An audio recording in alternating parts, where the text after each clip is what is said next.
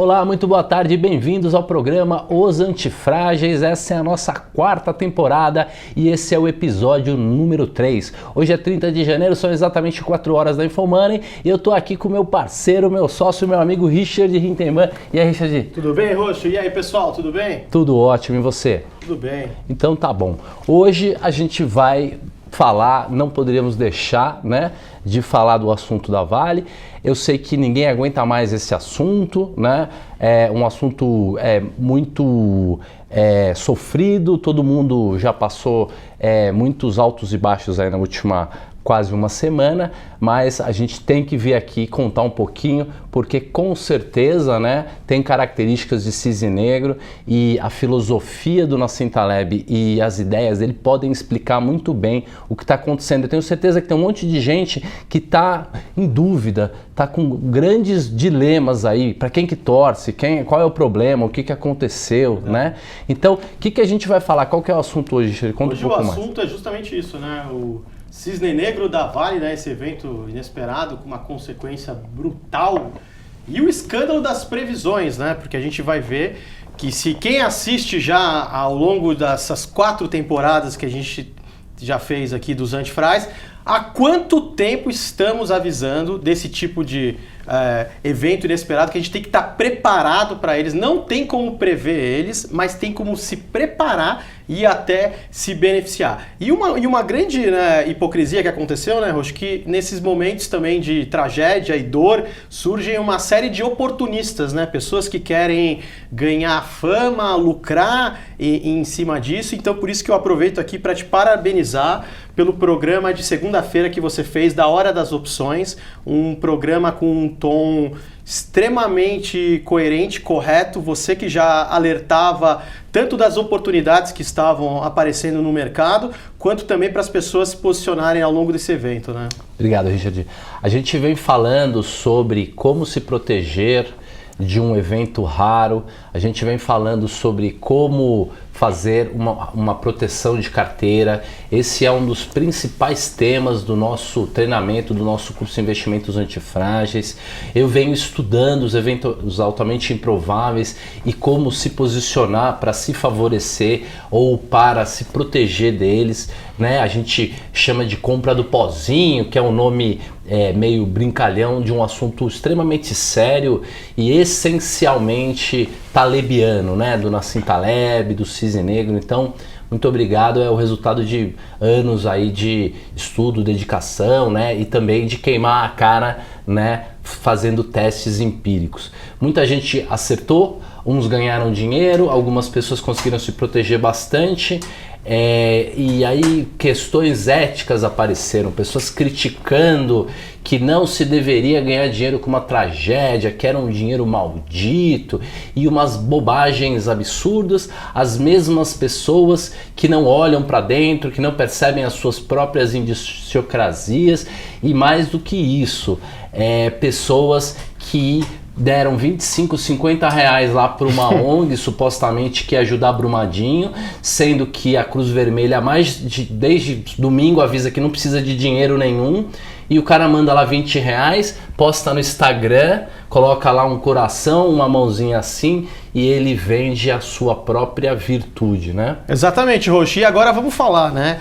Essas pessoas que estão querendo culpar, né, os pequenos poupadores que com as suas economias estão transacionando ações e derivativos, elas estão mirando no alvo errado, né? Porque a gente não pode deixar que o politicamente correto chegue na bolsa. Por quê? Desastres como esse da Vale tem 2 causas básicas. Primeira, a falta de pele em risco, que é você sofrer as consequências legais dos seus atos para que você não repita os erros novamente, não emperre o mecanismo, o filtro natural de evolução que tem em qualquer sistema natural. E outra questão, que são aquelas pessoas, o chamado rent seeking, né? Que é a manipulação social e política de pequenos grupos de interesse que se aproximam ao poder para aí sim obter legislações que vão ter proteções, privilégios. Então o problema não é de quem está transacionando ativos no mercado financeiro, mas quem transaciona leis. Então é uma coisa assim que a gente tem que colocar a pele de toda a sociedade em risco e enxergar esse ecossistema do rent seeking, e aí sim a gente vai conseguir minimizar, né, o surgimento de cisnes negros dessa natureza, como aconteceu na Vale. E o mais interessante, né, Roxo, aproveitando, que ao contrário de muitas instituições que na hora H falaram, vamos esperar para ver o que está acontecendo, vamos esperar os desdobramentos, no grupo de investimentos antifrágeis, todo mundo, aquela centena de pessoas que estão lá, acompanhamos todo o evento em tempo real, todos estavam extremamente já preparados, não só para esse cisne negro, mas qualquer outro que tivesse aparecendo e sabendo como manusear suas finanças num momento tão difícil, né, Roxo? Enquanto os buy and holders, né, os imitadores de Warren Buffett, enquanto os Warren Buffett brasileiros estavam totalmente perdidos e dizendo, espera, vamos ver o que vai acontecer, calma lá.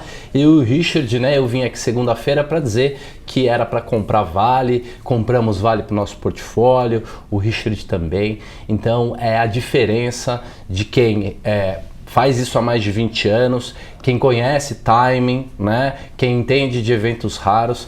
Então, tudo isso, por mais que tenha sido muito ruim o evento, a gente acha que é um exemplo e uma maneira da gente mostrar o nosso trabalho, sem nenhum tipo de afetação, né? Mas eu acho que essa semana provou que quem acompanha o que a gente fala, quem entende a cabeça do Nassim Taleb, consegue antever e entender muito mais o mundo, né? De uma maneira muito mais profunda.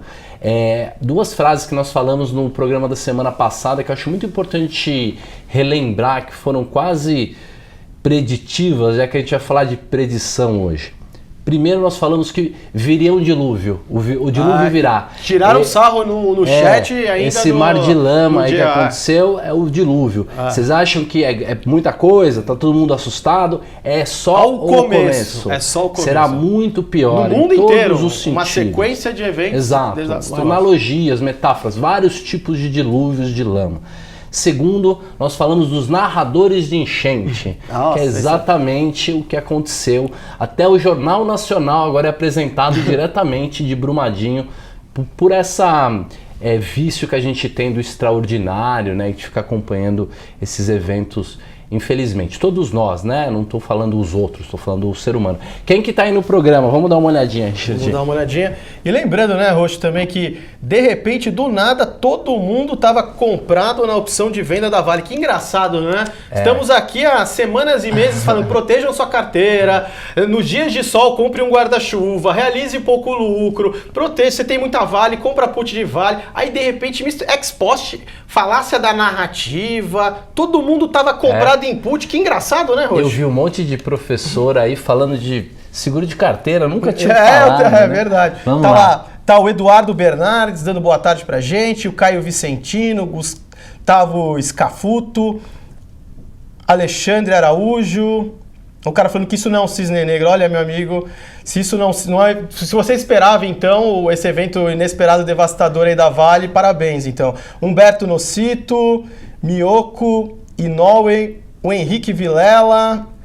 Tá até perguntando na posição já, porque aqui assim, é todo mundo skin the game. Quem quer falar tem que abrir seu portfólio. Diogo Custódio, Manuel Cunha, Ney Matias...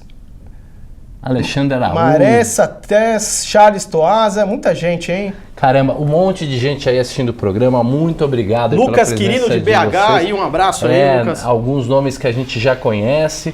Vamos lembrar, antes de começar a falar do programa, porque esse programa particularmente, a gente preferiu falar de conceito, ensinar mesmo, Sim. Aproveitar o evento para mostrar conceitos e ideias que explicam, né, todo esse caos e essa insegurança que a gente está vivendo agora. Então, antes disso, nós vamos disponibilizar, e tanto no live agora que você está ao vivo, quanto se você está assistindo no YouTube ou qualquer outro canal, é só clicar que tem a lista VIP. Sabe o que saiu essa semana, Richard? O nosso vídeo traduzido com o Nassim Taleb. Então quem acha que quer ver, então você assista o vídeo, então, meu amigo, aí para ver essa entrevista nossa aí com o Nassim Taleb. Aí você vai ver o que ele mesmo fala do livro Cisne Negro para nós, como ele não gostou desse livro, que foi incompreendido e atraiu muitos idiotas que não entendem nada. E o Antifrágeis, aí sim, atraiu as pessoas certas e ele conseguiu passar, né, finalmente a filosofia dele. Que a nossa filosofia é o quê? É apontar as fragilidades no mundo, identificar elas e aprender, a primeiro lugar, a sobreviver e depois se beneficiar desses eventos inesperados. Então, acho que a única entrevista... Em 2008 tem uma entrevista com ele, mas totalmente formal. A única entrevista, né, de brasileiros com o Nassim Taleb. Então, vale a pena. Clica aí, assina a nossa lista VIP, vai ter muita coisa legal. Qual que é o tema de hoje, Richard? A gente pegou o capítulo 10 do Cisne Negro, que é o escândalo da predição, né? A cegueira ao Cisne Negro revisitada. Então, olha só, é um tema que a gente falou no primeiro episódio, né, Roxo? E agora a gente vai ir além, agora revisitar e ver principalmente o problema dessa indústria de quem vende e quem compra também previsões, né? A analogia, a metáfora que o Taleb faz são os especialistas e a tragédia do terno vazio. Significa você ver um terno muito bonito, o placar externo, a aparência de competência muito grande, e quando você vai ver por dentro... É oco, não tem nada. Lembrando, tem um trecho que o Taleb, em vários livros, ele descreve esse tipo de pessoa que às vezes tem muito no mundo corporativo, ele chama de mestre do universo, não é? Isso aí. Que é o cara que tá com aquele terno bem cortado, com 5 celulares na orelha simultâneo. Eu tô com Tóquio, eu tô com Londres, eu tô com não sei o quê. Eu não posso falar com você. Não. O cara parece extremamente ocupado, né? Importante, mas aí o grau de acerto dele... O meu cachorro lá em casa, ali, se eu apontar o que deve comprar ou vender, o cachorro acerta muito mais que essa pessoa. Então a gente tem 2 problemas centrais aí, né, do especialista. Quais são os problemas? Você tem um moderado, que é quando você tem uma combinação de uma arrogância, mas você tem a presença de uma certa competência. É moderado. Exato. A gente tem 2 grandes áreas, né? As áreas em que um especialista é fundamental, por exemplo, cirurgia cerebral. Você vai querer Se você não tiver um especialista... Vou pegar o tiozinho ali qualquer ali e mandar ver. Não tem condição. Como. Piloto de helicóptero, né? Então, em algumas áreas, principalmente técnicas, em que precisa de treinamento, o especialista é fundamental.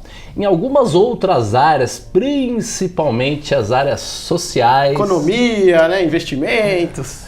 Infelizmente, tem muito pouca utilidade. O especialista, principalmente aquele que se considera especialista e que, como diz, né, num conto do Machado de Assis, o grande medalhão, vale a pena ler, ele se preparou para isso, né? Então, na verdade, ele faz muito mais o papel do que ele tem a condição. Então, o primeiro é o moderado, ele é arrogante, mas ele é competente. Quer dizer, você pode contar com ele, a importância, o conhecimento dele tem valor. E aí tem o segundo, que é grave, né? O grave, aí você tem o incompetente e com muita arrogância. Então a arrogância com a incompetência torna as coisas muito graves, que é o que a gente vê muito, como você disse bem, em ciências sociais, né? E o Taleb diz que em alguns assuntos a gente sabe mais que os próprios especialistas, né? Exatamente, sabe mais, e foram feitos até diversos estudos, né, comparando uma pessoa que dentro dessas áreas que o Roxo destacou, versus pessoas que têm N diplomas, que eu já vi isso muito no Twitter. Infelizmente, tem pessoas que falam, você não pode falar isso se você não tiver um PhD. Então, olha, meu amigo, nessa área aí, uma pessoa que geralmente comum vai saber muito mais que você. E uma passagem interessante do Cisne Negro, bem autobiográfica, é que o vô do Nassim Taleb, ele era o premier, o primeiro-ministro do Líbano, né? E ele tinha um motorista.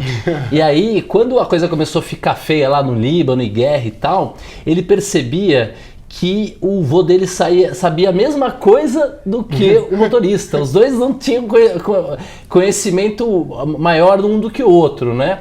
E o problema, e a gente vai ver essa passagem aqui, é que o motorista pelo menos sabia que não sabia, né? Então, essas profissões que lidam com o futuro, principalmente. Isso, né? E o Taleb até brinca, ele fala que era para ser o contrário, né? A pessoa tá pagando para ouvir uma opinião, quando essa pessoa que tá falando a opinião que deveria estar pagando para ela, porque às vezes ela sabe muito mais. O próprio Warren Buffett, ele tira sarro e fala, né, que Wall Street é o lugar que os caras que andam de Rolls Royce, né, eles pegam dicas com quem anda de metrô, né? Exatamente. Então, o problema é o seguinte, né? São especialistas que lidam com previsão, com o futuro, é disso que nós estamos falando, e vamos falar mais sobre os previsores, e também eles usam o passado para modelar sistemas complexos quando o passado não é suficiente para a gente entender o futuro, quando a gente tem sistemas e processos complexos. Isso, é o chamado domínio do extremistão, então o passado é altamente insuficiente, os eventos que acontecem inesperados, devastadores, eles não têm nenhuma conexão com aquilo que está lá registrado no passado, então a gente tem que tomar muito cuidado. Por isso que os eventos eles acontecem nos extremos da cauda, bem distante lá da média, e aquilo que é considerado pelos modelos tradicionais uma coisa quase impossível, acaba se tornando até corriqueiro, né? E o problema desses especialistas é que eles se levam muito a sério, porque eles leem muito, então eles sabem muitos termos, e eles criam histórias, narrativas, né, que criam causa e efeito, e leem textos muito longos, e aí parece fazer sentido, né, tudo isso, então eles não têm noção de que eles não sabem nada, né? Isso, e tem uma outra característica que isso aí o pessoal que acompanha o mercado financeiro está cansado até de ver, é que as previsões elas também seguem o chamado efeito manada. Então é muito comum ali todo mundo ir na mesma linha de análise, tanto para o acerto quanto o erro. Porque o cara pensa, pô, eu não vou ser o diferente. Se eu acertar, eu acerto com todo mundo. Se eu errar, eu erro com todo mundo. Porque eu não quero ser um único que vai errar. Então você tem esse comportamento manada, né? E o legal é que teve vários estudos comportamentais que comprovam isso, né? Qual que é esse estudo aí do Philip Tetlock? O Philip Tetlock, que tem no Cisne Negro, ele fez um estudo para tentar avaliar o grau de acerto dos especialistas de diversas áreas. A primeira conclusão foi que os erros que eram esperados que acontecessem foram muito maiores. Então foi muito pior do que estava sendo previsto até pelo estudo. Então o estudo até errou, falou, pô, os caras vão errar, sei lá, 10 vezes. Não, os caras erraram 100 vezes, né? E tem uma passagem que é interessante, que é o especialista e a pessoa comum, ela tem que fazer a previsão e depois dizer o quanto eles acham que aquela previsão está certa, qual é o erro daquela previsão. E aí você tem as previsões que estão todas erradas e a estimativa é que os caras estão com 70%, 80%, 90% certo. É aquela brincadeira de que 80% dos suecos se acham motoristas acima da média, né? Então, 80%, não sei qual é o número, mas um percentual muito grande dos especialistas achavam que tinham acertado a própria previsão. Isso. Enquanto pessoas comuns mais que fizeram o mesmo teste acertaram mais, mas estimaram que tinham acertado menos.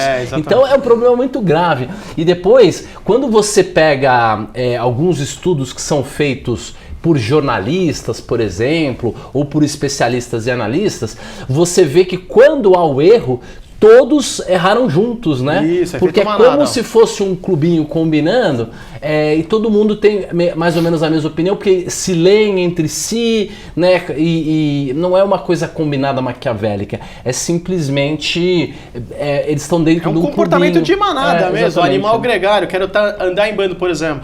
O dólar vai disparar nas eleições, aí todo mundo... Quem vai ser o maluco que vai chegar e falar, o dólar não vai começar a cair? Só os antifrágeis. Né? Mais do que isso, os professores que tinham mais publicações, que eram mais bem sucedidos, supostamente, tinha um nome, né? Tinha na grife, academia, né? Eles perdiam de pessoas que não eram especialistas ou até mesmo de jornalistas, né? E teve uma regularidade, qual que foi? Que aqueles que, como a gente falou, que tinham as melhores reputações foram os que saíram piores e também piores na estimativa do próprio erro, ou seja, extremamente arrogantes e não enxergavam a própria incompetência. Então por isso que a gente tem 2 pontos importantes onde esses especialistas estavam desequilibrados, que é uma coisa que a gente também já vem falando há muito tempo, né? Que quando o cara acerta, ganha dinheiro, eu entreguei resultado, ele atribui o sucesso ao quê? A própria competência, que ele é bonito, que ele é um gênio, etc. Quando o cara erra, aí é culpa do incomum, do acaso, do outlier, não dava para prever. Nunca é culpa do cara, né? Imagina, gente, o Brasil, infelizmente, é um país, né, de terceiro mundo, cucarate aqui na esquina do mundo, e a gente tem que produzir commodity, a gente tem que produzir minério, é isso que faz a gente comer, e o risco é altíssimo. As pessoas descobriram hoje que a gente está cheio de risco, escondido embaixo do tapete. Aí todos nós temos um monte de entulho guardado em algum lugar, prestes para aparecer, não é só Vale não, isso vai acontecer. Segunda temporada, vezes, né, Rocha, que a gente mostrou as fragilidades do Brasil e batemos nessa tecla que tinha que diversificar a estrutura produtiva, porque a gente estava muito focado em commodities, que você tinha diversos problemas, entre eles essa questão ambiental também. E essa característica, né, das pessoas costumarem acreditar a si mesmo e a própria competência quando acertam e quando erram, colocar a culpa no acaso, no imprevisível, não é só dos especialistas, é uma coisa do ser humano, é natural, né?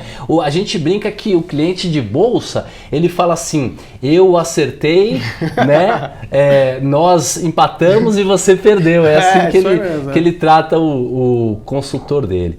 Então é uma coisa que a gente atribui o nosso sucesso, todo mundo, a próprio mérito Isso, é uma simetria de percepção dos eventos aleatórios. O que dá certo é porque eu sou o máximo, o que dá errado eu não tenho nada a ver com isso, foi a aleatoriedade ou o azar, né, que me pegou, eu estava quase certo.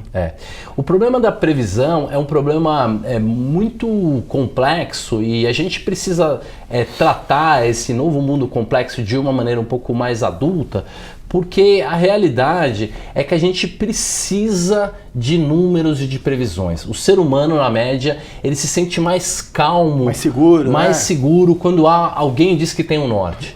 Quando alguém diz, não, o dólar é 3,30, o dólar é 4,50, quer dizer, ele vai escutar aquela pessoa. O problema é que eles andam escutando pessoas que só têm mérito em aparecer e contar vantagem de si mesmo. Não são pessoas que fazem isso há muito tempo, que conhecem muito o mercado. Então, são, como a gente falou na semana passada, caolhos guiando cegos, né? Exatamente. Eles estão no domínio do extremistão, com esses eventos devastadores acontecendo, utilizando ferramentas e modelos do médio cristão, onde você tem lá os eventos flutuando próximo da média, tudo muito controlado, muito previsível, bonitinho, tratam a economia como se fosse uma máquina de lavar e não como um sistema natural, orgânico, como ela realmente é. Isso.